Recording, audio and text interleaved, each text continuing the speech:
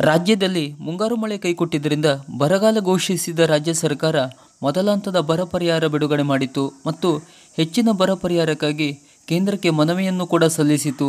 ಕೇಂದ್ರವು ಕೂಡ ಬರ ಅಧ್ಯಯನಕ್ಕಾಗಿ ಕೇಂದ್ರ ಬರ ತಂಡವನ್ನು ಕಳುಹಿಸಿ ಅಧ್ಯಯನ ಕೂಡ ನಡೆಸಿತು. ಆದರೆ ಕೇಂದ್ರದಿಂದ ಬರ ಪರಿಹಾರ ಬಿಡುಗಡೆಯಾಗಿಲ್ಲ.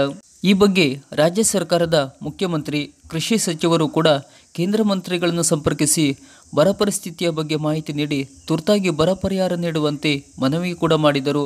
ಆದರೂ ಕೇಂದ್ರದಿಂದ ಬರ ಪರಿಹಾರ ನೀಡಲು ವಿಳಂಬವಾದ್ದರಿಂದ ಕೇಂದ್ರದ ಬರ ಪರಿಹಾರದ ವಿರುದ್ಧ ರಾಜ್ಯ ಸರ್ಕಾರ ಕೋರ್ಟ್ ಮೆಟ್ಟಿಲೇರಿತು. ಕಳೆದ ವಾರ ಈ ಬಗ್ಗೆ ವಿಚಾರಣೆ ಕೈಗೆತ್ತಿಕೊಂಡ ಕೋರ್ಟ್ ಕೇಂದ್ರ ಸರ್ಕಾರವನ್ನು ತರಾಟೆಗೆ ತೆಗೆದುಕೊಂಡು 2 ವಾರದಲ್ಲಿಯೇ ಸೂಕ್ತ ತೀರ್ಮಾನ ಕೈಗೊಳ್ಳುವಂತೆ ಗಡುವು ನೀಡಿದೆ.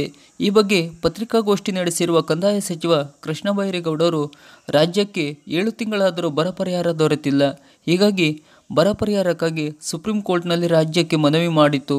ಕೇಂದ್ರಕ್ಕೆ 2 ವಾರಗಳ ಕಾಲಾವಕಾಶ ನೀಡಲಾಗಿದ್ದು, ಕೇಂದ್ರ ಸರ್ಕಾರ ಒಂದು ಸೂಕ್ತ ತೀರ್ಮಾನ ತೆಗೆದುಕೊಂಡು ಕರ್ನಾಟಕಕ್ಕೆ ಬರ ಪರಿಹಾರ ಬಿಡುಗಡೆ ಮಾಡಿದರೆ ಆನಂತರ ನಾವು ರಾಜ್ಯ ರೈತರಿಗೆ ಹೆಚ್ಚುವರಿ ಬರ ಪರಿಹಾರ ನೀಡಲಾಗುವುದೆಂದು ಮಾಹಿತಿ ನೀಡಿದರು.